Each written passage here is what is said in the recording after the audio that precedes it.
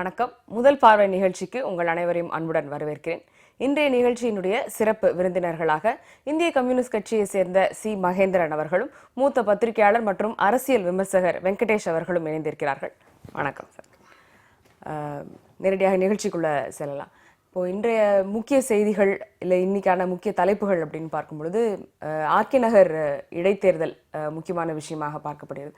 RK நகர் இடைத்தேர்தலை பொறுத்தவரை இது தமிழக அரசியலில் இது அடுத்த கட்ட நகர்வுகள் எப்படி இருக்க போகுது அப்படின்னு தீர்மானிக்கிறதுக்கான ஒரு அறிகுறி இந்த இடைத்தேர்தலில் தெரியும் அப்படின்னு பலராலும் இடைத்தேர்தல் பார்க்கப்படுகிறது. ஆனால் இந்த இடைத்தேர்தல் நிஜமாகவே அப்படி ஒரு மக்களுடைய மனநிலையை, அதாவது ஜெயலலிதாவினுடைய மறைவுக்கு பிறகு இந்த ஆட்சி மீதான மக்களுடைய மனநிலையை குறிக்கக்கூடிய இடைத்தேர்தலாக இது அமையும் நினைக்கிறீங்களா? ஆர்கே நகர் தேர்தலை பொறுத்த வரைக்கும் ஊடகங்களாலும் அல்லது தமிழகத்தினுடைய அரசியலில் முக்கியமாக கருதப்பட்டாலும் கூட தமிழக அரசியல் முழுமையும் மாற்றுவதற்கான ஒரு வலிமை என்பது இந்த தேர்தலின் உள்ளடக்கத்தில் இருக்கான்னு என்னால் சொல்ல முடியல. காரணம் என்ன அப்படின்னு கேட்டிங்கன்னா, ஆர்கே நகர் வாக்காளர்கள் கடந்த 20-25 ஆண்டு காலமாக வேறு வகையில் அவர்கள் உருவாக்கப்பட்டிருக்கிறார்கள். கல்வி மறுக்கப்பட்டு, சுகாதாரம் மறுக்கப்பட்டு, பொருளாதார வாழ்வின் அடிப்படையான வசதிகள் அனைத்தும் மறுக்கப்பட்ட ஒரு தொகுதியாக மக்களாக அவர்கள் இருக்கிறார்கள். அப்படிப்பட்ட மக்கள் தங்களுடைய சொந்த வாழ்வாதாரங்களுக்கான போராட்டத்தை நடத்துகிறவர்களை பணம் கொடுத்து அவங்கள்ட்டேருந்து ஓட்டு வாங்கிடலாங்கிறது தான் இன்னைக்கு பிரதானமான ஒரு விஷயமா இருக்கு.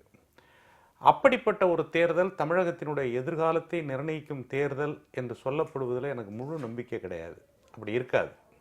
இப்போ இந்த தேர்தல் நம்முடைய ஒட்டுமொத்த தேர்தலும் அதில் ஏற்படக்கூடிய மாற்றங்கள் தமிழ்நாட்டில் ஒரு மாற்றமாக ஆக்க முயற்சி பண்ணலாம்.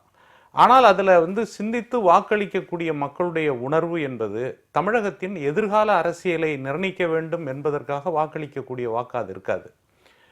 இது நம்முடைய ஜனநாயகத்தினுடைய மிகப்பெரிய வீழ்ச்சி என்று நான் கருதுகிறேன். இப்பொழுது யார் வேணாலும் ஆட்சிக்கு வரலாம், பவருக்கு வரலாம், ஓட்டை வாங்கலாம், இதெல்லாம் ஒரு பக்கம் இருந்தாலும் கூட இதை ஒரு இடைக்காலமாக நான் கருதுகிறேன். அப்போ ஒரு நீண்டகால அடிப்படையில் நம்ம பார்க்குற போது ஒரு தொகுதி, அந்த தொகுதி மக்கள், இப்போ ஆர்கே நகர் மக்களுக்கு 2 முக்கியமான பொறுப்பு இருக்குது. ஒன்று என்னன்னா, அவர்களுடைய வாழ்வின் முன்னேற்றத்திற்கான திட்டங்களை அவர்கள் பெற வேண்டும். 2வது தமிழ்நாட்டினுடைய ஒட்டுமொத்தமான அரசியல் சீரழிவு, சீர்கேடு, அதனுடைய பொருளாதார நிலைமைகள், இவை எல்லாவற்றையும் சிந்தித்து வாக்களித்து மாற்றத்தை கொண்டு வரக்கூடிய பொறுப்பு இது தமிழ்நாட்டில் இருக்கிற தொகுதிகளிலேயே ரொம்ப கூடுதலான ஒரு வாய்ப்பு ஆர்கே நகருக்கு கிடைச்சிருக்கு. ஆனால் அந்த மக்கள் அதை எப்படி பயன்படுத்த முடியும்? பயன்படுத்துவதற்குரிய அரசியல் விழிப்புணர்வு, அரசியல் வளர்ச்சி அல்லது நாடு விடுதலை பெற்றதற்கு பிறகு படிப்படியான அவர்களிடம் அவ்வாறான அரசியல் உணர்வும் ஒரு ஜனநாயகத்தின் மீது ஆழ்ந்த நம்பிக்கையும் கொண்ட வாக்காளர்கள் அங்கே உருவாக்கப்பட்டிருக்காங்களான்னா, உருவாக்கப்படலைங்கிறது மட்டுமல்ல, உருவாகக்கூடாது என்பதற்காகவே கடந்த காலத்தில் அந்த தொகுதியில் செயல்பாடுகள் அமைந்திருக்கு. அதனால தான் ஒரே ஒரு உதாரணம், இன்னைக்கு தமிழ்நாட்டில் இருக்கக்கூடிய தொகுதிகளில் கூடுதலான சாராய கடை உள்ள தொகுதி எதுன்னு கேட்டிங்கனாக்கா, எப்படி முதலமைச்சர் தொகுதி என்பது ஒரு சிறப்பை பெற்றிருந்ததோ அதே மாதிரி கூடுதலான சாராய கடை உள்ள தொகுதிங்கிறதும், கூடுதலான குப்பை மேட்டுக்கு அடிகளில் மக்கள் வாழக்கூடிய தொகுதி என்பதும் அந்த தொகுதி இருக்கிறது என்பதுதான் என்னுடைய கருத்து. அதனால அந்த மாற்றத்தை வச்சு நம்ம ஒரு முடிவுக்கு வர முடியாது. வழக்கமான ஒரு இடைத்தேர்தல் போலதான் இதுவும் இருக்கும் அப்படின்னு அதுல சந்தேகமே கிடையாது. பணம், அதிகாரம், ஆட்களை பயன்படுத்தக்கூடிய முறைகள், இதுதான் பிரதானமாக அதில் செயல்பட இருக்கிறது. நீங்க எப்படி பாக்குறீங்க சார்? இது ஒரு வழக்கமான இடைத்தேர்தலாக தான் இருக்க போகிறதா, இல்ல ஏதேனும் மாற்றம் மிக்க ஒரு இடைத்தேர்தலாக, இல்லை இதனுடைய முடிவுகள் ஏதேனும் தாக்கத்தை ஏற்படுத்தக்கூடிய அளவுக்கான இடைத்தேர்தலாக இது இருக்கும் நினைக்கிறேன்? அதிமுகவிற்குள்ள இதுக்கான ஒரு முக்கியத்துவம் இருக்கிறதே தவிர, நீங்கள் அதிமுகவுக்கு வெளியே நீங்கள் இதுக்கான ஒரு முக்கியத்துவம் இருக்க மாதிரி எனக்கு தெரியலை. இப்போ என்னென்னா, அவர்களே இது மகேந்திரன் தெரிவித்தது போன்று இது ஒரு வழக்கமான ஒரு தேர்தலாகத்தான் அங்கே இருக்க போகிறது. 1. 2, அதிமுகவில் இருக்கக்கூடிய 3 பிரிவினரில் யார் பலம் பொருந்தியவர்களாக அந்த பகுதியில் இருக்கிறார்கள் என்பதைத்தான் அதை சுட்டி காட்டுமே தவிர, அதை மொத்தமாக இன்னொரு அதுலேருந்து ஒரு எக்ஸ்ட்ராபுலேட் பண்ணிக்கொண்டு நீங்கள் இது தமிழகம் மொத்தத்துக்குமான ஒரு முடிவு, அதே அதிமுகவும் அதை தமிழகம் மொத்தத்துக்குமான ஒரு முடிவாகவும் அதை எடுத்துக்கொண்டு போகவும் முடியாது. அதிமுகவில் இருக்கக்கூடிய திரு டிடிவி தினகரன் அவருடைய அணி, அல்லது நீங்கள் ஓபிஎஸ் உடைய அணி, அல்லது தீபா, இவங்க எல்லாருமே நிற்க போகிறாங்க அப்படின்னும் பொழுது அவர்களுக்குள் யார் அந்த பகுதியில் தொகுதியில் பலம் பெற்றிருக்கிறார்கள் என்பதுதான் நீங்க வந்து அங்க வெற்றி பெற போகிறார்களோ அல்லது வந்து என்ன விதமான ஒரு தோல்வியை சந்திக்க போகிறார்களோ அந்த மாதிரியான ஒரு முடிவில் தான் அது அதிமுகக்குள்ள இருக்கக்கூடிய ஒரு வாக்கு வங்கியினுடைய ஒரு பிரிவாகத்தான் அது இருக்க போகுதே தவிர நீங்க அதுக்கு எதிர இருக்கக்கூடிய அணியினர் எல்லாருக்குமே என்னவா இருக்க போகுதுன்னா நீங்க அவர்கள் இந்த வழக்கமான தேர்தலை எதிர்கொள்வதற்கான எல்லா முயற்சியும் தான் செஞ்சாகணும். இப்போ நீங்க அங்க இருக்கக்கூடிய வெரி கிளியரான டிஃபரன்ஸ் என்னன்னா நீங்க அதிமுக வாக்கு வங்கி எதிராக இருக்கக்கூடிய நீங்க திமுகவுடைய வாக்கு வங்கி அது வந்து இடதுசாரிகளுடைய வாக்கு வங்கி இதெல்லாம் இருக்கு. இதெல்லாம் நீங்க கன்சாலிடேட் பண்ணும்பொழுது உதாரணமா இப்ப நீங்க திரு ஸ்டாலின் அவர்கள் வந்து பிற கட்சியினுடைய ஆதரவை கோருகிறார் அப்படின்னும் பொழுது அப்போ அந்த இடத்துல இருக்கக்கூடிய ஒரு அந்த கன்சாலிடேஷன் ஒன்று நடந்துச்சுன்னா கூடுதலான ஒரு வாக்குகள் பெறுவதற்கான ஒரு வாய்ப்பு இருக்குது. ஆனா இந்த முடிவுகள் வந்து எந்த வகையிலும் தமிழ்நாட்டினுடைய மொத்த மனநிலையை பிரதிபலிப்பாகவும் இருக்காது. அதிமுகவினருக்குள்ளே இருக்கக்கூடிய ஒரு பிரிவினருடைய ஒரு மொத்த மதிப்பீடாகவும் இது இருக்க வாய்ப்பில்லை. இப்போ நீங்கள் கூறியது போல இப்போ வழக்கமான இடைத்தேர்தலாக இருக்க போகிறது என்ற காரணத்தினால்தான் வந்து இப்போ யாருக்கும் ஆதரவில்லை அப்படின்னு இந்திய கம்யூனிஸ்ட் கட்சி தெரிவித்திருக்கிறதா? இந்திய கம்யூனிஸ்ட் கட்சி இப்போ வந்து இந்த தமிழ்நாட்டில் வந்து ரொம்ப ஒரு நேச்சுரல் அலை அப்படின்னு பார்த்தீங்கன்னாக்க ரொம்ப நெருக்கமான கொள்கை சித்தாந்த அடிப்படையிலான ஒரு கூட்டுங்கிறது வந்து மார்க்சிஸ்ட் கம்யூனிஸ்ட் பார்ட்டி, இந்திய கம்யூனிஸ்ட் கட்சி தான். இடதுசாரி கூட்டணிங்கிறதுலையும் இருக்கிறோம். ஒரு நீண்டகால அடிப்படையில் சமூக மாற்றத்திற்கு இணைந்து நிற்கக்கூடிய கட்சி. அந்த ரெண்டு கட்சிகளையும் ஒரு ஒத்த நிலை வல்லை என்பது ஒரு விதத்தில் வருத்தமாக இருக்கிறது. ஆனாலும் கூட நிலைமை என்ன அப்படின்னு கேட்டிங்கனாக்க இந்த தேர்தலை பொறுத்தவரையில் அந்த தொகுதி அந்த தேர்தல் இது ரெண்டையும் வச்சு பார்க்க வேண்டியிருக்கு. சில தொகுதிகளில் வந்து இடதுசாரி கட்சிகள் ஒரு பலத்தை வந்து நிரூபித்து காட்ட முடியும். பொது தளத்திலையும் ஊடகங்கள்லையும் இன்றைய காலத்தில் ஓட்டு ரொம்ப குறைஞ்சு போகுதுன்னு வச்சுக்கோங்களேன். அதை வச்சு தான் வந்து கட்சி அணிகள் மத்தியிலும் வெகுமக்கள் மத்தியிலும் ஒரு எண்ணத்தை உருவாக்குகிறார்கள். என்னதான் மேன்மையான ஒரு கொள்கையாக லட்சியமாக இருந்தால் கூட அது ஒரு பிரச்சனையாக இருக்குது. அது நம்ம மணிப்பூரில் நடைபெற்ற தேர்தலில் ஷர்மிளா அவங்களுடைய அந்த அவர்கள் வாங்கிய குறைவான ஓட்டெல்லாம் இதுக்கு ஒரு முக்கியமான காரணமாக இருக்குது. அந்த அடிப்படையில் பார்க்குற போது எல்லாருமே சேர்ந்து மார்க்சிஸ்ட் கம்யூனிஸ்ட் கட்சி, இந்திய கம்யூனிஸ்ட் கட்சி, எங்களோட கூட்டணியில் இருக்கக்கூடிய இருந்து செயல்பட்ட விடுதலை சிறுத்தைகள் எல்லாம் சேர்ந்து இதில் பங்கெடுக்க வேணாம் அப்படிங்கிற மாதிரியான ஒரு மனநிலை இருந்தது. ஏன் அதை வந்து நம்ம வந்து அதை வந்து வலியுறுத்துறதுக்கான காரணம் என்ன அப்படின்னாக்க ஒரு தொகுதியில் இருக்கக்கூடிய சூழல் என்பது முக்கியமானது. அந்த சூழல் என்பது ஒரு கிட்டத்தட்ட வந்து பல்வேறு காரணங்களுக்காக அந்த வாக்குகள் மற்றதை வந்து மேனுப்புலேட் பண்ணக்கூடிய ஒரு தன்மை இருக்குது. அதனால தான் நாங்கள் வந்து அதில் பங்கெடுக்காமல் பொதுவான குறைபாடுகள், ஜனநாயகத்தினுடைய பொதுவான குறைபாடுகள், அந்த தொகுதி வந்து இத்தனை ஆண்டு காலமாக எவ்வளவு மோசமாகவும் கேவலமாகவும் முதலமைச்சர் தொகுதின்னு 2 தடவை அந்த அம்மா குறுகிய காலத்தில் தான் வந்தாலும் கூட அந்த தொகுதி வந்து எப்படி புறக்கணிக்கப்பட்டிருக்கிறது என்ற விஷயத்தை ஜனநாயக உணர்வுகளை சிவிக் கான்சியஸ்னஸ் இருக்குல்ல அதை எடுத்து மக்களுக்கு சொல்லக்கூடிய ஒரு விஷயமா தான் இதை நாங்கள் பார்க்குறோம். இப்போ கொள்கை அடிப்படையில் செயல்படக்கூடிய கட்சிகள் அப்படின்னு நீங்கள் குறிப்பிடக்கூடிய இடதுசாரி கட்சிகள் தேர்தலில் கிடைக்கக்கூடிய அந்த ரிசல்ட் அதனால வந்து கட்சி அணிகள் வந்து டிமோட்டிவேட் ஆயிடுவாங்க, அதனால தேர்தலில் பங்கெடுக்க வேண்டாம் அப்படின்ற முடிவு அப்படி ஒரு பார்வை. டிமோட்டிவேட்டட் அல்ல. இப்போ வந்து ஒரு தேர்தல் அல்லது தேர்தலில் பெறக்கூடிய வாக்குகள் என்பது பொது தளத்தில் வந்து விவாதிக்கப்படுகின்ற போது மக்கள் செல்வாக்குங்கிறது கம்யூனிஸ்ட் பார்ட்டிக்கு இருக்கா இல்லையாங்கிறத பெறக்கூடிய வாக்குகளை வைத்து முடிவு பண்ண முடியாது. இது வந்து உறுதியானது. ஆனால் அதே நேரத்தில் என்ன வருது, இன்னைக்கு இருக்கக்கூடிய பெரிய ஊடகங்கள் மற்றவை கம்யூனிஸ்ட் கட்சிகளுடைய வாக்குகளை வைத்து அவர்கள் வந்து படிப்படியாக குறைஞ்சு போனாங்க. இப்போ இந்திய கம்யூனிஸ்ட் கட்சி, மார்க்சிஸ்ட் கம்யூனிஸ்ட் கட்சி, இடதுசாரிகளுடைய உறுப்பினர்களுடைய எண்ணிக்கை குறைஞ்சிருக்கான்னா குறையல, அவங்க நடத்தக்கூடிய போராட்டங்கள் குறைஞ்சிருக்கான்னா குறையல. ஆனால் பொது தளத்தில் விவாதத்துக்கு வர்ற போது அது வர்றது கிடையாது. டெல்லியில் இன்னைக்கு கூடக்கூடிய கூட்டங்கள் எந்த ஒரு போராட்ட கூட்டமாக இருந்தாலும் சரி, இடதுசாரிகள் சிபிஐ எம்எல் உட்பட இடதுசாரிகள் கம்யூனிஸ்டுகள் கூட்டக்கூடிய கூட்டத்துக்கு ஏன்னா பிரச்சனைகள் அடிப்படையில் வர்றாங்க. காலில் செருப்பு இல்லாமல் வரக்கூடிய மக்கள். அதே போல் இங்கேயும் நீங்கள் திரட்டினீங்கன்னா திரட்ட முடியுது. இப்போ நான் ஒரு உண்மையான ஒரு கட்சியினுடைய அடித்தளத்தில் வேலை செய்கிறவங்கிற அடிப்படையில் கம்யூனிஸ்ட் கட்சியினுடைய செல்வாக்கு மக்களிடம் குறைந்ததாக நான் கருதவில்லை. ஆனால் அதே நேரத்தில் இந்த மாதிரியான ஒரு சில நெருக்கடியான ஒரு சூழலில் நாம் பெறக்கூடிய வாக்குகளை வைத்துக்கொண்டு கம்யூனிஸ்ட் கட்சி வளர்ந்ததா அல்லது வளரவில்லையா என்கின்ற மதிப்பீடு செய்யப்படுகிறது. ஆனால் இந்த மாதிரியான சினாரியோ வந்து நீங்க சொல்றது வந்து நாளைக்கு உள்ளாட்சி தேர்தலில் போட்டியிட்டாலும் நடைபெறலாம், சட்டமன்ற தேர்தலை எதிர்கொள்ளும் போது கூட வந்து இதே மாதிரியான சூழலை சந்திக்க வேண்டியது இருக்கலாம். இதே காரணமாக வைத்துக்கொண்டு இடைத்தேர்தலை மட்டும் யாருக்கும் இல்ல, அதாவது பொது தேர்தல் என்பது வந்து எல்லா தொகுதியிலும் போட்டியிடுறோம், உள்ளாட்சி தேர்தல்ங்கிறது எல்லா தொகுதியிலையும் போட்டிடுறோம். ஆனால் இந்த மாதிரி தொகுதியில வந்து என்னன்னாக்க பவர் வந்து அதிகாரமும் பணபலமும் ஒரு தொகுதியில மையப்படுத்தி குவிக்கப்படுகிறது. கம்யூனிஸ்டுகள் என்னைக்குமே இங்க இல்ல, உலகத்தில் இல்ல, ஆரம்ப காலத்திலிருந்து நீங்க பாத்தீங்கன்னாக்க ஒரு சூழலையும் அந்த சூழல்ல ஏற்படக்கூடிய நெருக்கடிகளையும் புரிந்து கொள்ளக்கூடியவர்கள் தான் கம்யூனிஸ்டுகள். அதுல வந்து லட்சியம்ங்கிற பேர்ல தீவிர பிடிவாதம் பயனற்றது. தீவிர பிடிவாதம் என்ன ஆகும்னாக்க நம்மளை வந்து எப்படி வந்து முதலாளித்துவம் ஒரு பிரச்சனையை வந்து அணுகிற போது அவங்க என்ன பண்றாங்கன்னா ஒண்ணுமே இல்லாத விஷயத்தை பூதாகரமாக காட்டுகிறார்கள்.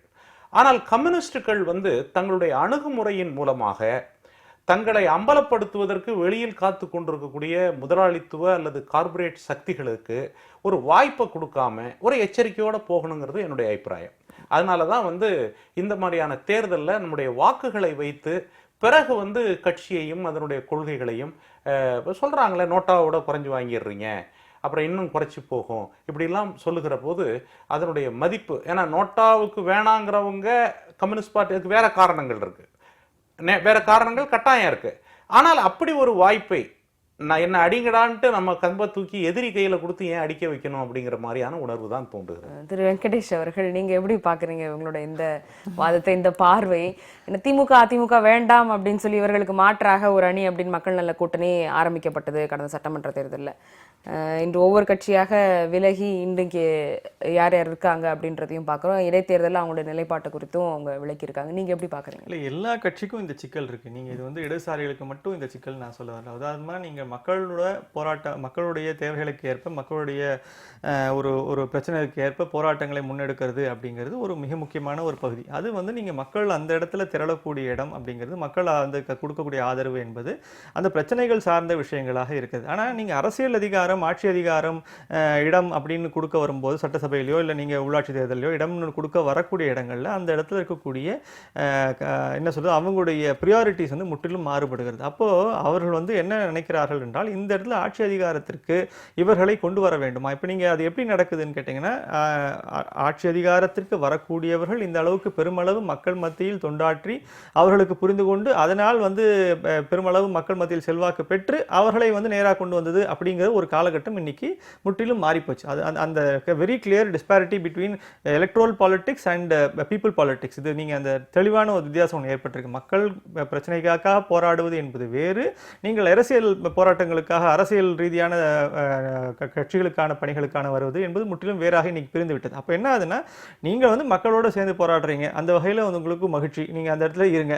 ஆனால் நீங்கள் அரசியலுக்கு வரும்போது உங்களுடைய தேவைகள் என்ன, நீங்கள் என்ன விதமான திட்டங்களை வைத்திருக்கிறீர்கள், நீங்கள் என்ன விதமான எதிர்காலத்தை கொடுக்க போகிறீர்கள், நாங்கள் விரும்பக்கூடிய எதிர்காலத்தை நீங்கள் வழங்க போகிறீர்களா? இப்ப நீங்க இடதுசாரிகள் மேல இருக்கக்கூடிய மற்ற கட்சிகளை விட இடதுசாரிகள் மேல இருக்கக்கூடிய கூடுதலான விமர்சனம் என்னன்னா, அவர்களை பற்றி இருக்கக்கூடிய இந்த ஒரு பொது உடைமை தத்துவத்து மேல இருக்கக்கூடிய ஒரு பயம் ஒன்று தொடர்ச்சியாக இந்த நாட்டில் பல்வேறு காலகட்டங்கள் கட்டமைக்கப்பட்டிருக்கிறது. அப்போ என்ன ஆகுதுன்னா, இன்றைக்கு அவர்களை நீங்கள் ஏற்றுக்கொள்ளக்கூடிய மாநிலங்கள் என்பது ஒரு சில மாநிலங்களில் தான், அந்த ஒரு கல்வி அறிவு மிகவும் அதிகமாக இருக்கக்கூடிய மாநிலங்களில் அல்லது வந்து அந்த மாதிரி போராட்ட குணம் மிகுந்த மாநிலங்களில் இந்த மாதிரி இருக்கக்கூடிய அவர்களுக்கு நேரடியாக ஆட்சி அதிகாரத்துக்கு வர முடிகிறது அல்லது கூட்டணியினுடைய வாய்ப்போடு சேர்ந்து ஆட்சி அதிகாரத்துக்கு வர முடிகிறது. ஆனால் பொதுவாகவே என்ன நடந்திருக்கு அப்படின்னா, தங்களை இந்த சிந்தனை தெரியும், பொது உரிமை சிந்தனைனா என்னன்னு தெரியும், ஆனால் நீங்க அதை வந்து ஒரு ஆட்சி அதிகாரத்தில் உட்கார வைப்பதற்கு தகுதியான ஒரு கட்சியா, அதை அவர்களுக்கு வந்து அந்த வாய்ப்பை வழங்கலாமா அப்படின்னு வரும்போது மக்களுடைய மனநிலை என்பது முற்றிலும் வேறாக இருக்கிறது. அவர்கள் என்ன நினைக்கிறாங்க, ஒரு சென்ட்ரிஸ்ட் ஃபோர்ஸஸ். அதனால நீங்க காங்கிரஸ் கட்சியோடு நீங்க தொடர்ச்சியாக நீங்க இடதுசாரிகள் வந்து பல காலகட்டங்களில் பல மாநிலங்களில் வந்து ஒரு தேர்தல் உடன்பாடு கொண்டதற்கான அடிப்படை காரணங்கள் என்னன்னா, எப்பவுமே மக்கள் வந்து இந்த சென்ட்ரிஸ்ட் ஃபோர்ஸஸ் தான் நீங்க ஆதரிச்சு வந்திருக்காங்க இத்தனை ஆண்டு, கடந்த 50 ஆண்டுகளா. அப்போ என்ன ஆகுது, இந்த சென்ட்ரிஸ்ட் ஃபோர்ஸஸுக்கு ஒரு மத்திய ஒரு மிதமான ஒரு போக்குடையவர், அவர்கள் வந்து தீவிரமான இந்த மாதிரியான வலதுசாரி போக்கும் கிடையாது, தீவிரமான இடதுசாரி போக்கும் கிடையாது அப்படின்னும் போது அவருக்கு கிடைத்த வந்து ஒரு நம்பிக்கை. அதனால வந்து அவர் காங்கிரஸோடு இடதுசாரிகள் இருந்தால் அவர்களுக்கு வாக்களிப்பார்கள். அந்த மாதிரியான ஒரு சூழ்நிலை வந்து பல மாநிலங்களில் நம்ம பார்த்துருக்கோம். ஆனால் இன்னைக்கு இதுக்கு அப்பாற்பட்டு ஒரு எக்ஸ்ட்ரீம் லெவல் இன்னைக்கு மூவ் ஆயிருக்கு. நீங்க அதுதான் தேர்தலில் நடந்திருக்கக்கூடிய மக்கள் மன மாற்றம் என்னன்னா, இன்னைக்கு சென்ட்ரிஸ்ட் ஃபோர்ஸஸுக்கும் இல்லை, இடதுசாரிகளும் கிடையாது. மெல்ல மெல்ல மெல்ல நீங்கள் பல மாநிலங்களில் வலதுசாரிகளை நோக்கி இருக்கக்கூடிய ஒரு நகர்வு ஒன்று நடந்து கொண்டே இருக்கிறது. இந்த வலதுசாரிகளை நோக்கிய நகர்வு என்பதை எப்படி புரிந்து கொள்ள வேண்டும் என்றால், இவர்களுடைய இயலாமை, போதாமை மற்றும் இவர்களுடைய வலுவான திட்டங்களின் ஒரு செயல்பாடு இன்மை, இது எல்லாத்தையும் காரணமாக மக்கள் படிப்படியாக இந்த வலதுசாரிகளை நோக்கிய நகர்வை மேற்கொண்டு வருகிறார்கள். இது ஒரு ரியாலிட்டி. இந்த ரியாலிட்டியிலேருந்து நம்ம புரிஞ்சு கொள்ளும் போது இவர்களுக்கான இந்த முடிவு ஆர்கே நகர் தொகுதி மட்டுமல்ல, இப்போ நீங்கள் பல்வேறு இடங்களில் இந்த மாதிரியான ஒரு முடிவை நோக்கி அவர்கள் தள்ளப்படுவார்கள். அப்போ என்ன ஆகும், நம்ம தேர்தல் வெற்றியை மட்டுமே மனதில் வைத்துக்கொண்டு பார்க்கும்போது நீங்கள் ஹீரோன் ஷமிலா மாதிரி நீங்கள் வெறும் 90 வாக்கு தானே வாங்கினீங்கன்ற மாதிரி விமர்சனங்கள் வரத்தான் செய்யும், அல்லது நோட்டாவோட நீங்கள் குறைவான வாக்கு தான் வாங்கினீங்கன்னு விமர்சனம் வரத்தான் செய்யும். அப்போது இது ரெண்டுத்தையும் இணைக்க வேண்டிய ஒரு கட்டாயம் இன்னைக்கு இடதுசாரிகளுக்கு இருக்கு. என்ன, மக்களுடைய அரசியலையும் அதே சமயத்தில் தேர்தல் அரசியலையும் எப்படி இணைப்பது? மக்களுமே அதை பிரிச்சு தான் பாக்குறாங்க. அதுதான் பிரச்சனை இதில் இருக்கக்கூடிய விஷயம்.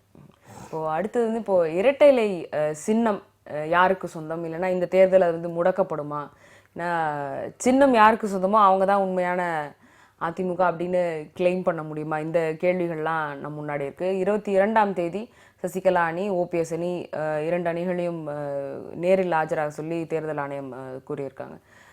இப்போ இந்த நேரத்தில் திரு மகேந்திரன் அவர்கள், இந்த இரட்டை இலை சின்னம் நமக்கு நேரடியாக நம்ம பார்க்கும் பொழுது சசிகலா அணியில அதிகப்படியான சட்டமன்ற உறுப்பினர்கள் இருப்பதை நம்ம கண்கூடாக பார்க்க முடியுது. ஆனால் கட்சி நிர்வாகிகள், கட்சி உறுப்பினர்கள் எங்களிடம் தான் அதிகம் பேர் இருக்கிறார்கள் சொல்லி 2 அணிகளுமே கிளைம் பண்றாங்க. ஆனா இதை நிரூபிச்சு இரட்டை இலை சின்னம் யாருக்கு அப்படின்ற முடிவு இந்த ஆர்கே நகர் இடைத்தேர்தலுக்குள்ளேயே தெரிந்திடும் அப்படின்னு நினைக்கிறீங்களா?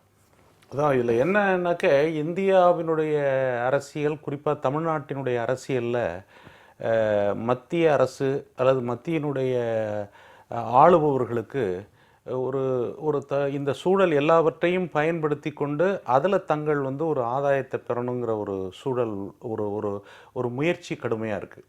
அதனால தான் முன்னாள் முதலமைச்சர் ஜெயலலிதா ஆட்சி அதிகாரத்தில் இருந்தபோது அல்லது உயிரோடு இருந்தபோது திராவிட இயக்கங்களை நாங்கள் ஒழிப்போங்கிற குரல் பாரதிய ஜனதா கட்சியிலேருந்து வரல, இப்போ தான் வந்திருக்கு.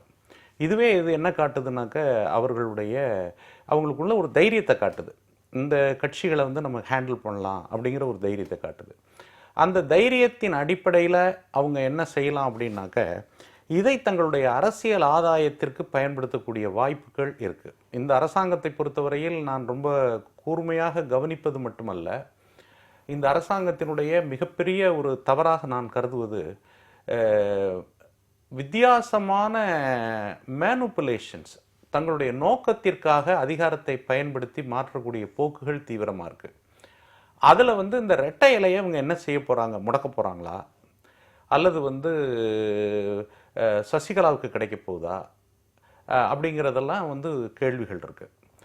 இப்போ முலாயம் சிங் யாதவுடைய கட்சி அகிலேஷ் யாதவுக்கு சைக்கிள் சின்னம் உத்தரப்பிரதேசத்தில் கிடைச்சிது. அதுக்கு சில நார்ம்ஸ் இருக்குது, அதுபடியில் தான் கொடுத்துருந்தாங்க. இப்போ அந்த மாதிரி இருக்கக்கூடிய விதிகளை வைத்து ஒரு நியாயமான அடிப்படையில் தேர்தல் கமிஷன் இதில் ஒரு முடிவெடுத்தால் நல்லது. மத்திய அரசாங்கம் அல்லது மத்திய அரசாங்கத்தினுடைய மறைமுகமான சிபார்சுகளுக்கோ அல்லது அவர்களுடைய வழிகாட்டுதலுக்கோ அடிபணியாமல் எடுத்தால் நல்லது. இப்போ மெஜாரிட்டி எம்எல்ஏ ஒரு கட்சிக்கு இருக்குது அப்படிங்கிறது தான் பெரும்பகுதி கணக்கில் எடுக்கிறது வழக்கம் உண்டு. இப்போ கட்சி அப்படின்னாக்க, கட்சி முழுவதும் வாக்களிக்கிறது இல்லை. இப்போ ரெட்டை இலை எங்களுக்கா உங்களுக்கா அப்படிங்கிற ஒரு ரெஃபரண்டம் அதிமுக உள்ளுக்கு நடத்த முடியறது இல்லை. இப்போ தேர்தல் ஆணையத்திடம் ஓபிஎஸ் தரப்புக்கு அவருக்கு ஆதரவாக ஒரு 6000 பேர் பிரமாண பத்திரம் தாக்கல் செஞ்சிருக்காங்க. இன்னும் பல லட்சம் பேர் வருவதற்கு தயாராக இருக்கிறதா சொல்றாங்க. அது ஒரு கேம்பெயின் அவங்க. ஆனால் நம்முடைய நடைமுறைகளில் இதெல்லாம் தேர்தல் கமிஷன் எப்படி கணக்கில் எடுத்துக்க போகுதுன்னு தெரியல எனக்கு. அவங்க கணக்கில் எடுத்துக்கணுன்னாக்கா அவங்களுடைய பொதுக்குழு, சட்டமன்ற உறுப்பினர்கள், ஏன்னா பொதுக்குழுங்கிறது எலெக்டட் பாடி, அந்த பொதுக்குழுவை பற்றி அவங்க என்ன நினைக்கிறாங்கன்னு தெரில. இப்போ சட்டமன்றம், பொதுக்குழு இதனுடைய முடிவுகளுக்கு நான் நினைக்கிறேன் ஒரு முக்கியத்துவம் இருக்கும்னு நினைக்கிறேன். இல்லை போனால் அவங்க கான்ஸ்டியூஷனில் எங்களுடைய கட்சி உறுப்பினர்களுடைய ரெஃபரண்டத்தின் மூலம் இந்த மாதிரியான விஷயங்கள், யார் பவரில் இருக்கிறது இல்லைங்கிறத கட்சி உறுப்பினர்களே வாக்கெடுத்து நம்ம நடத்தணும். சில கட்சிகள் உலகத்தில் அப்படிலாம் இருக்கிறாங்க. அந்த மாதிரி ஒரு வாக்கெடுப்பு நடத்தக்கூடிய விதிகள் அதில் இருக்க மாதிரி எனக்கு தெரியல. அதனால் சட்டமன்ற உறுப்பினர்கள், பொதுக்குழு இதை அடிப்படையில் தான் அதை எடுப்பாங்கங்கிறது நான் யோசிக்கிறேன். சரி, நீங்கள் எப்படி பார்க்குறீங்க? சின்னம் தமிழக அரசியலில் ஒரு முக்கியமான ரோல் ப்ளே பண்ணுது. இப்போ தனிநபர்களுக்கு எவ்வளவு முக்கியத்துவம் இருக்கோ அதுக்கு ஈக்குவலான முக்கியத்துவம் வந்து சின்னத்துக்கும் இருக்கு. இப்போ திரு மகேந்திரன் அவர்கள் குறிப்பிட்டது போல இதற்கு பின்னால் மத்திய அரசினுடைய செயல்பாடு மறைமுகமாக இருக்கு அப்படின்ற விமர்சனம் வைக்கப்படுகிறது. தொடர்ச்சியாகவே ஜெயலலிதாவினுடைய மறைவுக்கு பிறகு தமிழக அரசினுடைய செயல்பாடுகளில் மத்திய அரசினுடைய தாக்கம் மறைமுகமாக இருக்கின்ற விமர்சனம் தொடர்ந்து வைக்கப்பட்டு வருகிறது. சின்ன விவகாரத்திலும் அது வைக்கப்பட்டு வருகிறது. ஆனால் இதற்கான ஆதாரங்கள் நம்ம வந்து கண்கூடாக எதுவும் பார்க்க முடியல. ஆனால் விமர்சனங்கள் வைக்கப்பட்டே வருகிறது. இந்த விமர்சனத்தை எப்படி பார்க்குறீங்க? இப்போ சின்னத்தை முடக்குவதற்கான முயற்சி இந்த மாதிரி, ஏன்னா திரு வைகை செல்வன் அவர்களும் வந்து நேரடியாகவே வந்து குற்றம் சாட்டுகிறார் பாஜக மீது. இவங்க வந்து சின்னத்தை முடக்குவதற்கான முயற்சிகளில் ஈடுபடுறாங்க அப்படின்னு நேரடியாகவே குற்றம் சாட்டுகிறார். இதை எப்படி பார்க்குறேன்? இல்லை, நீங்கள் இதில் மத்திய அரசனுடைய பங்கு என்னவா இருக்கும் அல்லது எப்படி மறைமுகமாக இருக்கும்னு கூட என்னால் வந்து யூகிச்சு பார்க்க முடியல. பட் ஆனால் இப்படி இருக்குன்றதுக்கான விமர்சனம் தான் நீங்கள் சொல்லாமல் தொடர்ச்சியாக வைத்துக்கொண்டே வருகிறார்கள்.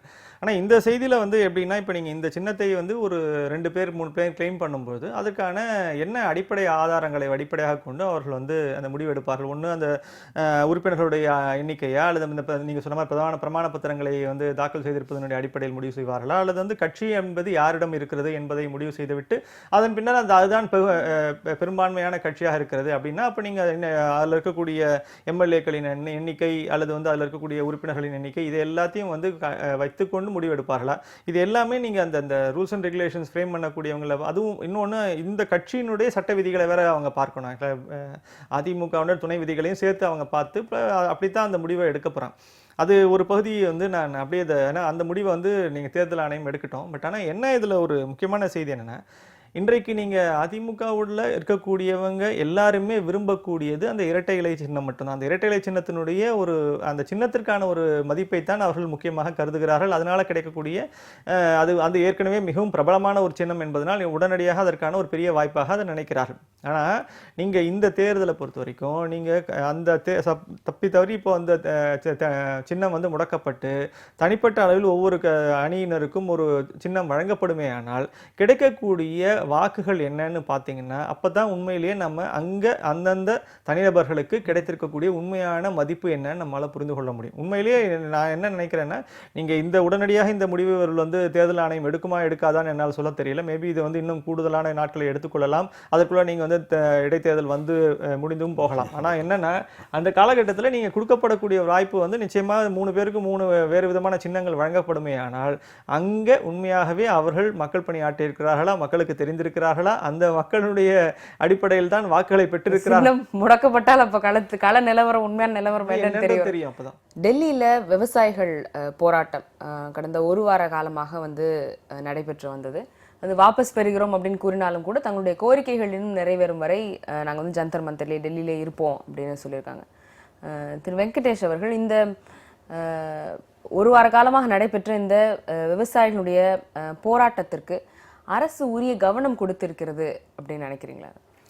நீங்கள் அரசு உரிய கவனம் கொடுத்துருந்தா அது இங்கே சென்னையிலேயே அது வந்து நிறைவு பெற்றிருக்கணும். அது டெல்லி வரைக்கும் போயிருக்க வேண்டிய அவசியம் இல்லை. ஆனால் என்ன நடக்குதுன்னா, நீங்கள் இந்தியாவுடைய ஒரு மல்டி கல்ச்சுரல் அல்லது வந்து ஒரு குழப்பமான ஒரு சூழ்நிலையில் நீங்கள் ஒவ்வொருத்தரும் இன்றைக்கி வந்து எல்லா பிரச்சனைகளுக்கும் போய் தங்களுடைய வந்து வலியுறுத்தி தங்களுடைய உரிமைகளை கேட்டு பெற வேண்டிய ஒரு சூழல் வந்து இன்றைக்கி ஏற்பட்டிருக்கு. அது சென்னையில் இருக்குது அல்லது அந்த வேறு ஊர்களில் இருக்கிறது போய் இப்போ நேரடியாக அது தில்லி வரைக்கும் போய் உட்காந்து அங்கேருந்து நீங்கள் வந்து போராட்டம் நடத்த வேண்டிய ஒரு தேவை ஏற்பட்டிருக்கு. அப்போ அரசியல் கவனம் பெற முடியும் அப்படிங்கிற ஒரு நம்பிக்கை தான். அரசியல் கவனம் பெற முடியும், அரசியல்வாதிகளிடமிருந்து தீர்வுகளை பெற முடியும். இதெல்லாம் தான் நோக்கம். இதில் என்ன இப்போ எல்லாருமே பார்த்தீங்கன்னா அதிமுகலும் சரி எம்பிக்களும் சரி, அதே மாதிரி நீங்கள் பாஜகவில் இருக்கக்கூடிய அமைச்சரும் போய் பார்த்து அவர்கள்ட்டேருந்து ஒரு உறுதிகளை கொடுத்துருக்கிறார்கள். அது வந்து இன்னும் 2 நாட்களில் வந்து விவசாயத்துறை அமைச்சரை சந்திப்பதற்கான ஏற்பாடுகளை செய்து தருகிறோம். இதெல்லாமே வந்து, அதாவது இதில் என்ன அடிப்படை பிரச்சனை நம்ம புரிஞ்சு கொள்ள வேண்டிய விஷயம் அப்படின்னா, கோரிக்கைகளில் இருக்கக்கூடிய நியாயத்தை எனக்கு தெரிந்து எந்த கட்சியும் மறுக்கவில்லை. ஆனால் இதை எப்படி செய்து கொடுப்பது என்பதில் இருக்கக்கூடிய பெரிய ஒரு குழப்பம் இருக்கு. ஏன்னா இதில் ஒரு பெரிய நிதி ஒதுக்கீடு செய்யப்பட வேண்டும். அதை வந்து உரிய அளவில் பயனாளிகளுக்கு கொண்டு போய் சேர்க்க வேண்டும். இதுக்கு அப்பாற்பட்டு நீங்கள் இதை வந்து இந்த விவசாயம் என்பதையே நீங்கள் அடிப்படையில் ஒரு லாபகரமான தொழிலாக மாற்ற வேண்டும். இதில் பிரச்சனை என்னன்னா, இந்த வருடம் இதை தீர்ப்பதற்கான ஒரு நடவடிக்கையை மத்திய மாநில அரசுகள் கூட்டாகவோ அல்லது எப்படி அதை நடைமுறைப்படுத்த முடியுமோ, அதற்கான நிதி ஒதுக்கீடு செய்ய முடியுமோ, அந்த வழிமுறைகளை உடனடியாக கூட உருவாக்கி அதை செய்துவிட முடியும். ஆனால் நீண்ட கால அளவில் இந்த விவசாயிகளுடைய பிரச்சனைகள், அவருடைய தொழிலை லாபகரமான மாற்றுவதற்கான வழிமுறைகள், அதற்கு தேவைப்படக்கூடிய ஒரு முதலீடு, அதற்கு தேவைப்படக்கூடிய ஒரு தொழில்நுட்ப ஒரு நாலேஜ், இது எல்லாத்தையும் கொண்டு வந்து சேர்க்க வேண்டிய ஒரு மிகப்பெரிய பொறுப்பு ஒன்று இருக்கிறது. இது வந்து நீங்க இன்றைக்கு தமிழக விவசாயிகள் போய் கோரிக்கை வைக்கிறார்கள், நாளைக்கு நீங்க மராத்தால இருந்து ஒரு விவசாயிகள் போய் கேட்க முடியும், இல்லை நாளைக்கு வந்து ஆந்திரால இருந்து போய் ஒரு விவசாயிகள் இதே மாதிரியான ஒரு போராட்டத்தை நடத்த முடியும். எல்லா இடத்துலையும் இந்தியா முழுசுமே விவசாயம் என்பது ஒரு 3ஆம் நிலைக்கு 4ஆம் நிலைக்கு இன்றைக்கு தள்ளுப்பட்டிருக்கிறது. நீங்க தேசிய அளவில் நீங்க நம்முடைய ஜிடிபியில பாத்தீங்கன்னா ஒரு காலத்துல விவசாயம் முதல் நிலையிலும் 2ஆம் நிலையத்தில் உற்பத்தியும் 3ஆம் நிலையிலும் தான் சேவைத்துறை இருந்தது. ஆனா இன்றைக்கு முதல் நிலையில் சேவைத்துறையும் 2ஆம் நிலையில் உற்பத்தி துறையும் 3ஆம் நிலையில் இன்றைக்கு விவசாயமும் இருக்குது. ஜிடிபியுடைய கான்ட்ரிபியூஷனே அது ரொம்ப குறைவா இருக்கு. அப்போ இயற்கையாகவே நாம் நமது நில வளத்தை நாம் முழுமையாக பயன்படுத்தவில்லை. நம்ம அரசாங்கத்தினுடைய கவனம் பிரியாரிட்டிஸ் வந்து மாறி போயிருக்கிறது. இது வந்து ஒட்டுமொத்த பிரச்சனை. இன்னைக்கு ஒவ்வொரு மாநிலமும் இதை வந்து மத்தியில இருக்கக்கூடிய டெல்லியில வந்து இந்த மாதிரி ஒவ்வொரு மாநிலமும் தன்னுடைய இந்த கோரிக்கையை வைப்பதற்கான எல்லா வாய்ப்பும் இருக்கிறது. அரசாங்கம் விழித்துக் கொள்வதற்கான ஒரு மிக முக்கியமான தேவை. ஏனென்றால் நம்ம இதில் இருக்கக்கூடிய விவசாய பணியாளர்களுடைய எண்ணிக்கை மிக மிக அதிகம். அதை நம்பி வாழ்வாதாரத்தை அதையே முழுமையான வாழ்வாதாரமாக நம்பிக்கை கொண்டு இருக்கக்கூடிய குடும்பங்கள் அதிகம். அப்போ அந்த சூழ்நிலையில இதுக்கு வந்து ஒரு ஒட்டுமொத்த தீர்வுக்கான ஒரு திசையை நோக்கித்தான் மத்திய மாநில அரசாங்கம், எந்த மாநில அரசாங்கமா இருந்தாலும் சரி, குறிப்பா மத்திய அரசாங்கம் இதுல கவனம் செலுத்தாம இதை வந்து ஒரு பீஸ் மீலாக நீங்க இதை ஆரம்பிச்சோம் அப்படின்னா இது வந்து தீர்வு வரப்போறது கிடையாது. ஒண்ணு, இந்த பிரச்சனையை பொறுத்தவரை தமிழகத்தினுடைய விவசாயிகளுடைய பிரச்சனையை பொறுத்த வரைக்கும் இன்றைக்கு அவர்கள் தெரிவிக்க வேண்டிய விஷயங்கள் என்ன, உடனடியாக அவருக்கு என்னென்ன விதமான நிவாரணங்களை வழங்க முடியும் என்பதை மத்திய மாநில அரசுகள் கலந்து பேசி அவர்களுக்கான உரிய இழப்பீடு அல்லது நிவாரண தொகைகள் வழங்கி அவர்களை திருப்திப்படுத்துவதுதான் இப்போதைக்கு இருக்கக்கூடிய உடனடியான ஒரு தீர்வாக இருக்க முடியும். இப்போ இந்த விவகாரத்தில் அவர்கள் விவசாயிகளுடைய கோரிக்கையினுடைய நியாயத்தை எல்லாரும் ஏற்றுக்கொள்கிறார்கள், ஆனால் அதை இம்ப்ளிமெண்ட் பண்ணுறதுல அமுல்படுத்துறதுல சிக்கல்கள் இருக்கிறது. அது வந்து நீண்டகால பிரச்சனை அப்படின்னு. ஆனால் கோரிக்கையினுடைய நியாயத்தை அனைவரும் ஏற்றுக்கொள்கிறார்கள், அனைத்து அரசியல் கட்சிகளும் அரசாங்கத்தில் இருப்பவரும் ஏற்றுக்கொள்கிறார்கள் நினைக்கிறீங்களா? ஏற்றுக்கொண்டால் இந்த பிரச்சனைகள், இது இத்தனை காலமாக இருக்கக்கூடிய பிரச்சனை, அதாவது பயிர்க்கடன் தள்ளுபடி, அப்புறம் வந்து வறட்சி நிவாரணம் அறிவிப்பது, இதெல்லாம் வந்து அமுல்படுத்துவதில் மட்டும்தான் சிக்கலா, இல்லை அவருடைய கோரிக்கையை ஏற்றுக்கொள்வதிலே இன்னும் சிக்கல் இருக்கிறதா? இந்த பிரச்சனையை பொறுத்த வரைக்கும் ரொம்ப ஒரு இந்தியாவின் அல்லது உலக அளவிலான ஒரு ஆழமான பிரச்சனையாக இதை நான் பார்க்குறேன். நான் அடிப்படையில் ஒரு விவசாய குடும்பத்திலிருந்து பிறந்து வளர்ந்து வந்தவன். என்னுடைய கண் முன்னாலேயே என்னுடைய முன்னோர்கள் இன்று வரை தொடர்ந்து வந்திருக்கக்கூடிய விவசாயம் ஒரு மரணத்தை அடைஞ்சிருமோங்கிற ஒரு அச்சமும் பயமும் எனக்கு உள்ளத்துக்குள்ளே ஏற்பட்டு வருது. இதுக்கு இயற்கை பாதிப்புகள் காரணமா, என்ன காரணம்னு பார்க்கும்போது இந்த கார்ப்பரேட் நிறுவனங்களுடைய பெரிய கொள்ளையில் இன்னைக்கு வந்து முதலில் குறிவைத்து தாக்கப்படக்கூடிய ஒன்றாக எது இருக்குது அப்படின்னு கேட்டிங்கனாக்க விவசாயம்தான் இருக்கிறது. அந்த விவசாயத்தை பாதுகாப்பேன் என்கின்ற உறுதிப்பாடு மத்திய அரசுக்கு மாநில அரசுக்கு இல்லாத வகையில் இதை ஒன்றுமே செய்ய முடியாது. இன்னைக்கு வந்து நண்பர் வெங்கடேஷ் சொன்னது போல் இது வந்து இந்த பிரச்சனைகளை வந்து யாருமே மறுக்க முடியாத பிரச்சனை. அது 300 விவசாயிகள் தமிழ்நாட்டில் இதுவரைக்கும் வந்து ஒரு இறப்பு என்பதை, விவசாயிகளினுடைய மரணம் என்பதை கொஞ்சம் கூட யோசித்து பார்க்காத ஒரு தமிழகத்தில் 300 விவசாயிகள் வரைக்கும் தற்கொலையாலும் அதே போல் திடீர் அதிர்ச்சியாலும் மரணமுற்றிருக்கிறார்கள். இது வந்து ஒரு மிகப்பெரிய ஒரு வருத்தத்துக்குரிய ஒரு விஷயம். இந்த விஷயம் விவசாயிகள் மத்தியில் படிப்படியாக வருது. இந்த விஷயத்தை வந்து அவங்க டெல்லிக்கு போகிறாங்க, போராடுறாங்க, மாத கணக்கில் வந்து கவனத்தை ஈர்ப்பதற்கான போராட்டங்களை எல்லாம் நடத்துகிறார்கள். மத்திய அமைச்சர்கள் அவங்களோட சரிசமமாக உட்காந்து பேசுகிறாங்க, பேசிட்டு அந்த அமைச்சரை பார்க்கலாம், இந்த அமைச்சரை பார்க்கலாம் அப்படின்னு சொல்கிறாங்க. இந்த பிரச்சனை வந்து கடன் தள்ளுபடி தான் செய்ய வேண்டும், நெருக்கடி தான் இருக்குது அப்படிங்கிறது வந்து மத்திய அரசுக்கு தெரியாதா?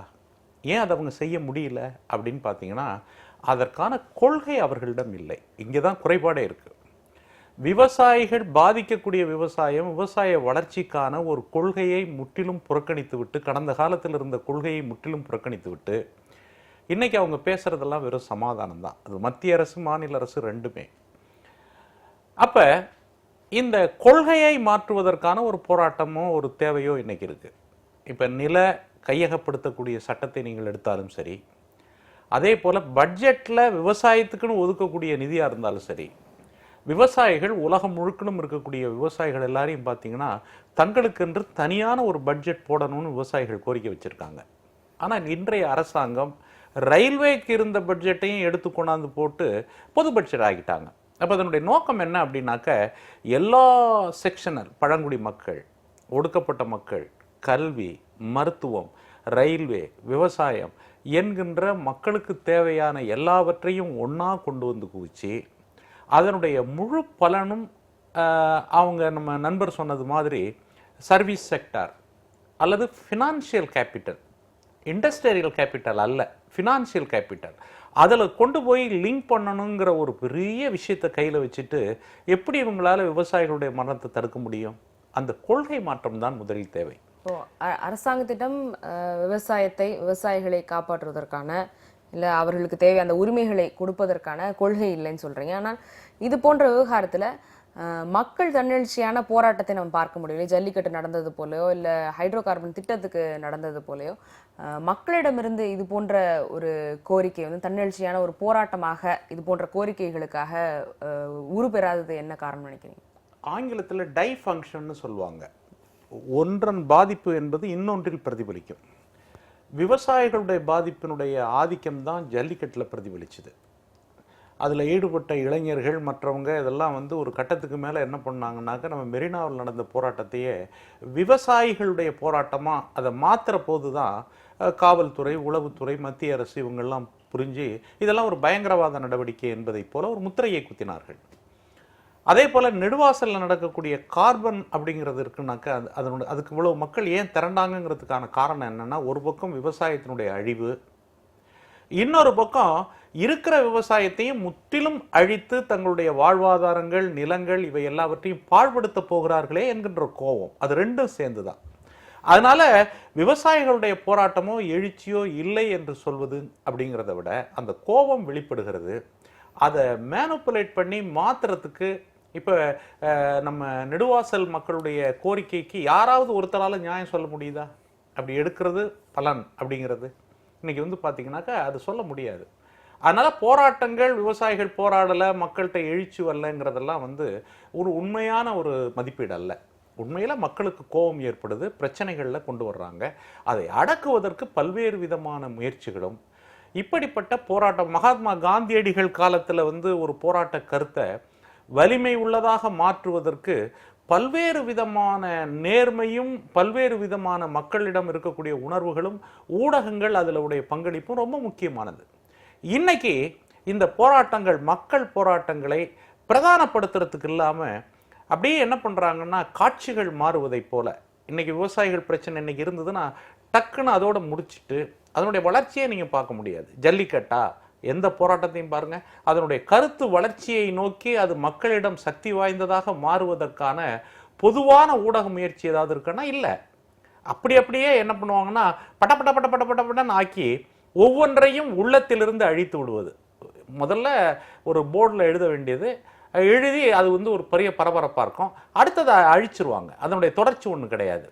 இவையெல்லாம் சேர்ந்து இப்படிலாம் ஒன்றும் ஆகாது, மக்களால் போராடிலாம் ஒன்றும் செய்ய முடியாது என்பதற்கான ஒரு தந்திரங்கள் இதில் உள்ளடக்கியிருக்கே ஒழிய, மக்கள், விவசாயிகள் அவர்களுடைய போராட்டம் அது மேலும் மேலும் வளரத்தான் செய்கிறது. இல்லை, அடிப்படையில் நோய் நாடி, நோய் முதல் நாடின்னு ஒன்று நம்ம திருப்பி நம்ம அதுதான் சொல்லிகிட்டே இருக்கோம். நீங்கள் இன்னைக்கு இந்த மாதிரியான விவசாயிகள் பிரச்சனைகள் உருவாகின்றன அப்படின்னா, அடிப்படையில் நீங்கள் அங்கே இருக்கக்கூடிய ஆட்சியாளர்களை விட்டுருங்க, நீங்கள் அங்கே இருக்கக்கூடிய நீங்கள் அரசியல்வாதிகளை விட்டுருங்க, அது தனி, அது இன்னொரு பகுதியாக அவங்க என்ன முடிவெடுக்கிறாங்க, செயல்படுத்துகிறாங்கன்னு இருக்கட்டும். ஆனால் இயல்பாகவே ஆட்சி பணியாளர்கள் இருக்கக்கூடிய ஆட்சியர்கள், குறிப்பாக கலெக்டர்ஸ் இருக்காங்களா, அவங்களுடைய மிக முக்கியமான பணியே என்னென்னா, அந்த அவர்களுடைய பகுதியில் இருக்கக்கூடிய விவசாயம் என்ன விதமான ஒரு பாதிப்பை ஏற்பட்டிருக்கா, ஏற்படலையா, அல்லது வந்து அங்கே இருக்கிற போதிய நீர் வளம் எவ்வளோ இருக்குது, எவ்வளோ இல்லை, இந்த மாதிரியான செய்திகளை அவர்கள் தொடர்ச்சியாக மத்திய அரசுக்கு, உள்துறைக்கு அவர்கள் சமர்ப்பித்துக் கொண்டே தான் இருக்கிறார்கள். இப்போ நீங்கள் அவர்கள் வந்து கண்டிப்பாக அந்த மாதிரியான பாதிப்புகள் இருக்கின்றன. இந்த இடத்துல விவசாயம் போய்த்து விட்டது, இந்த இடத்துல மழை இல்லை, இந்த இடத்துல வந்து போதுமான நீர் ஆதாரங்கள் இல்லை, இந்த இடத்துல போதுமான ஒரு வளர்ச்சி பணிகளுக்கான ஒரு முதலீடு இல்லை அப்படிங்கிறத கண்டிப்பாக ஆட்சி பணியாளர்கள், குறிப்பாக இருக்கக்கூடிய கலெக்டர்ஸ் ஃபிகர்ஸால அவங்களால கண்டிப்பா சொல்ல முடியும். என்ன நடந்திருக்கு அப்படின்னு கேட்டிங்கன்னா, இதை வந்து நான் எனக்கு முன்னாடி தெரிஞ்ச ஒரு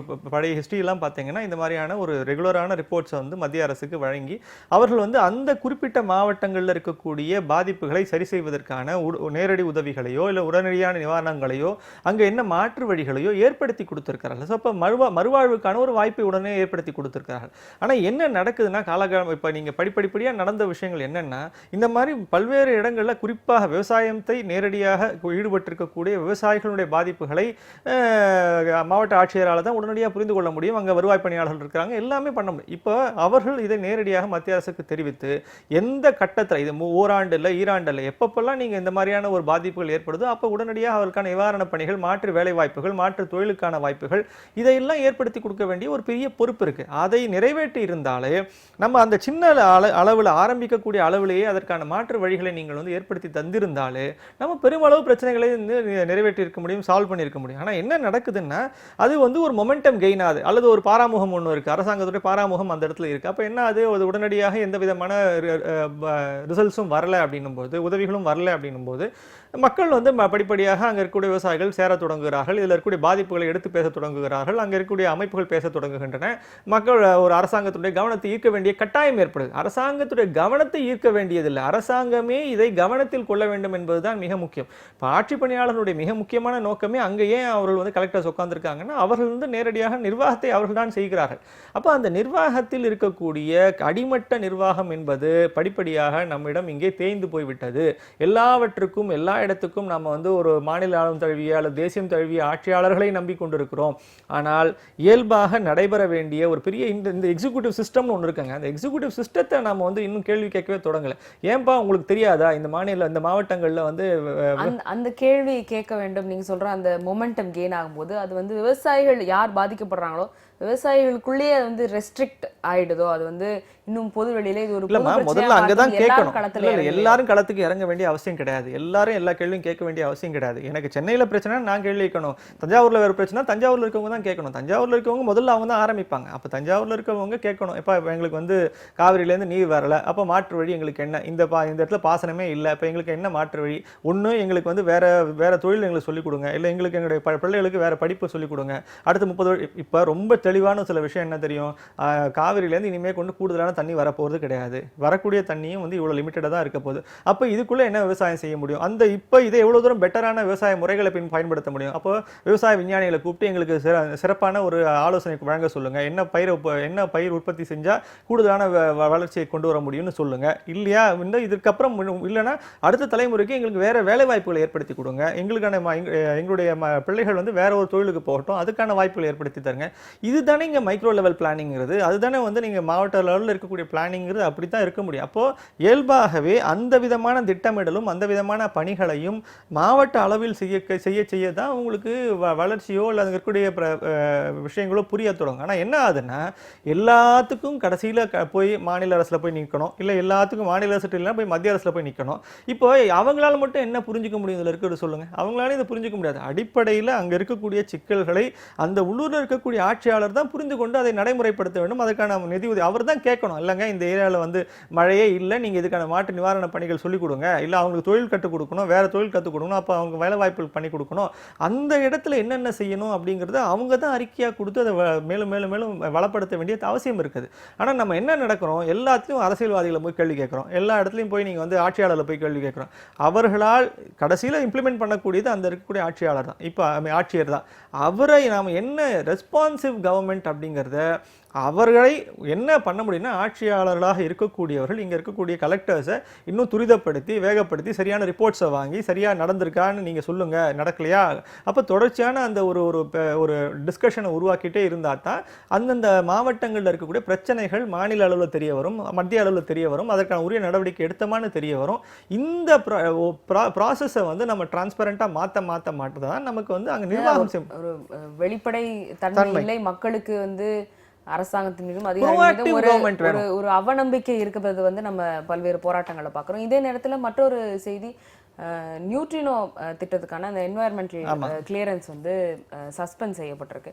இப்போ இதுவும் வந்து இப்போ அரசின் மீதான அந்த நம்பிக்கையை வந்து மேலும் இழக்க செய்வதற்கான விஷயமாக பார்க்கப்படும் நினைக்கிறீங்க? இல்லை நம்பிக்கை இழப்புன்னு இல்லை. இப்போ நீங்கள் அவர்கள் கேட்கக்கூடிய கேள்விகளுக்கு நீங்கள் வந்து உறுதியான ஒரு பதில்களை பாதுகாப்பான திட்டம் அப்படின்னு சொல்லப்பட்டு வந்த இந்த திட்டம் பாதுகாப்பான திட்டம் அப்படிங்கிறது நீங்கள் அந்த பசுமை தீர்ப்பாயத்தில் வந்து போய் அவர்களால் நிரூபிக்க முடியவில்லை. இப்போ சிக்கல் என்ன வருதுன்னா, அவர்கள் எழுப்பின கேள்விகளுக்கு, அங்கே இருக்கக்கூடிய நீதிபதிகள் எழுப்பிய கேள்விகளுக்கு, எழுப்பிய சந்தேகங்களுக்கு போதிய விளக்கங்கள் இல்லாத பட்சத்தில் தான் இப்போ நீங்கள் அதை நிறுத்தி வைத்திருக்கிறார்கள்.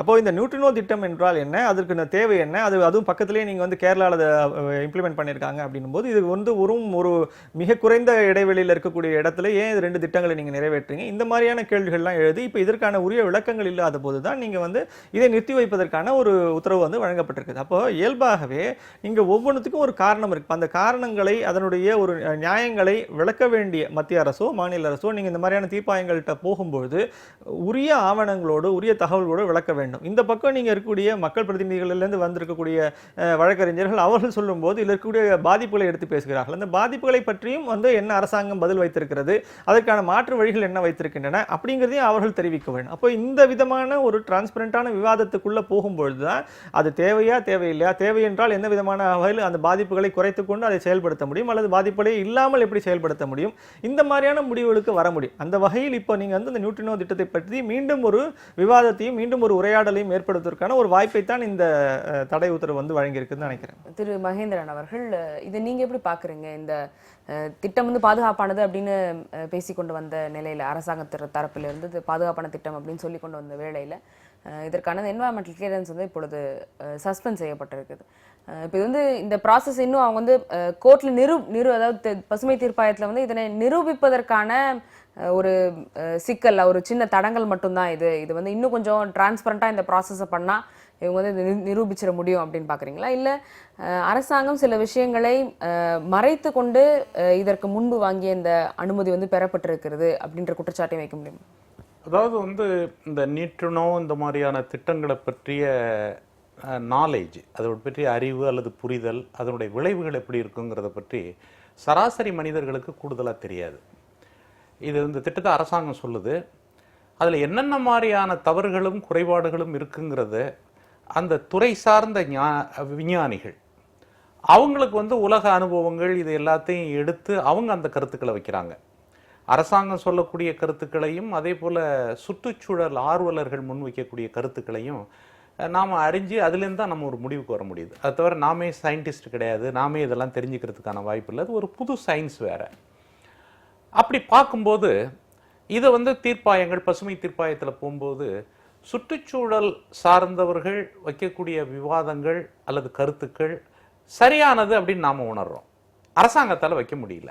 ஏன் வைக்க முடியல அப்படின்னா, அரசாங்கம் அதுக்குள்ளே வந்து பல்வேறு விதமான உள் விளைவுகளையும் உள் நோக்கங்களோடும் செயல்பட்டுருக்குங்கிறது இதிலேருந்து தெரியுது.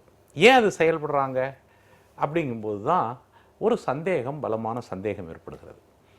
இந்த சந்தேகத்தை ஒரு விவாதமாக மாற்றணும்.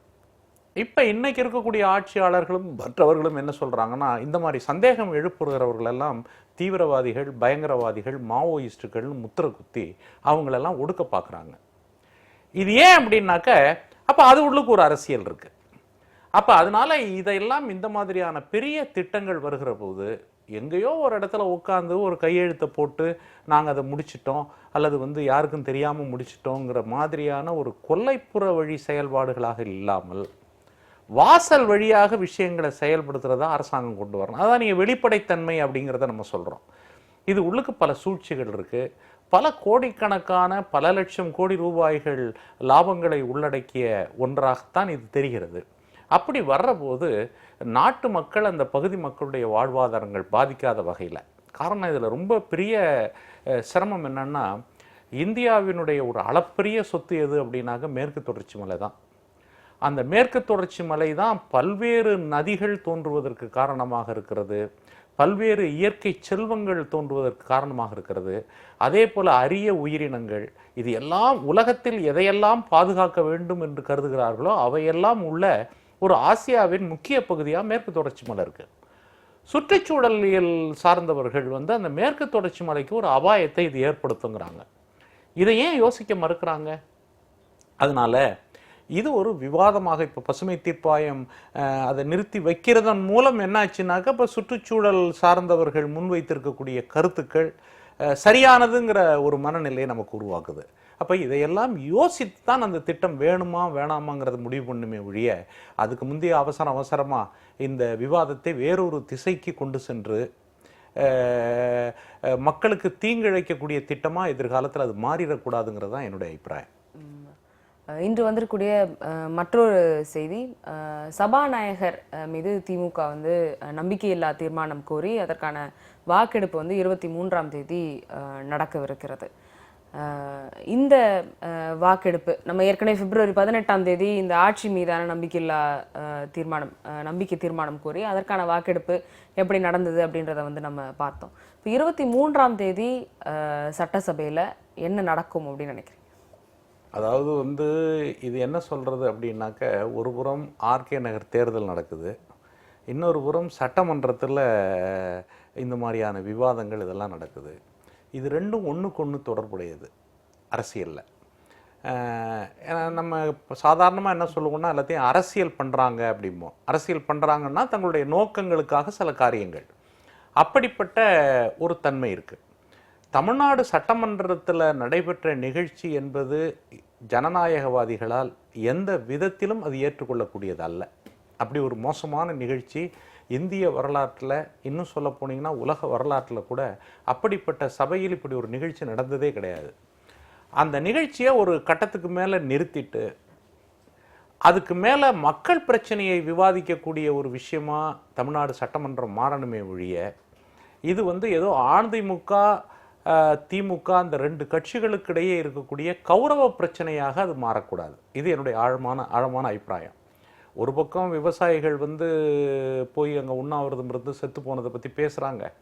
அதே சமயத்தில் இந்த பிரச்சனைகளுக்கெல்லாம் தீர்வு காணுவதற்கு என்னங்கிறத சட்டமன்றமே உட்கார்ந்து இரவு பகலாக பேசி, இதில் வந்து ரொம்ப ஆழமாகவும் அழுத்தமாகவும் நான் கூறிக்கொள்ள நினைக்கின்ற விஷயம் என்ன அப்படின்னாக்க, ரொம்ப வளர்ச்சி அடைந்த நாடுகள் அல்லது சமூகத்தின் மீது அக்கறை கொண்ட பல பேர் இந்த மாதிரி நெருக்கடி நிலைமை வருகிற போது சட்டமன்றத்தை இரவு பகலாக நடத்துவார்கள். இந்தியாவில் கூட அந்த மாதிரி சில சட்டமன்றங்கள் உண்டு.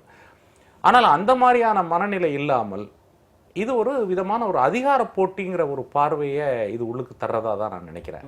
இன்னைக்கு மத்திய அரசிடமிருந்து மிக கூடுதலான நிதியை மத்திய அரசும் கொடுக்கணும், மாநில அரசும் கொடுக்கணும்.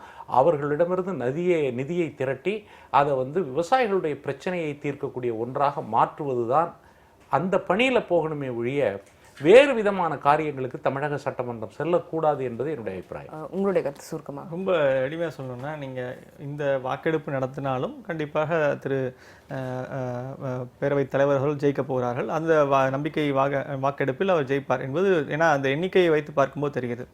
ஆனால் அது அல்ல பிரச்சனை வந்து அதுக்கு அப்பாற்பட்டது, அது மேல் வைக்கப்பட்ட விமர்சனம் என்பதாகத்தான் இதை புரிந்து கொள்ள வேண்டும். அந்த விமர்சனத்தை நாம் வந்து இந்த வாக்கெடுப்பாக பார்த்தோம் என்றால் உடனடியாக அது வந்து அவர் நம்பிக்கை வாக்கெடுப்பில் ஜெயித்து விடுவார், அதில் எந்த விதமான மாற்று கருத்தும் கிடையாது. ஆனால் இப்படிப்பட்ட விமர்சனத்தை நீங்கள் அவர் மேல் வைத்திருக்கிறார்கள் என்பது மட்டும்தான் இதில் கவனத்தில் கொள்ள வேண்டிய ஒரு விஷயம். அப்போ அந்த மாதிரியான விமர்சனத்தை அவர் எதிர்கொள்ளக்கூடிய தன்மை என்னவென்றால், வெறும் வாக்கு எண்ணிக்கையில் மட்டுமல்ல, கருத்து ரீதியாகவும் அதை புரிந்து கொண்டு, ஆம் இப்படிப்பட்ட ஒரு எதிர்க்கட்சியினருக்கு அவர் என்ன சொல்ல வராங்க, எதிர்க்கட்சியினர் எங்களுக்கு சபாநாயகர் மேல் எங்களுக்கு நம்பிக்கை இல்லை, அவருடைய நடைமுறையில் எங்களுக்கு விமர்சனம் இருக்குது என்பதைத்தான் இந்த ஒரு வாக்கெடுப்பு தெரிவிக்க போகிறது.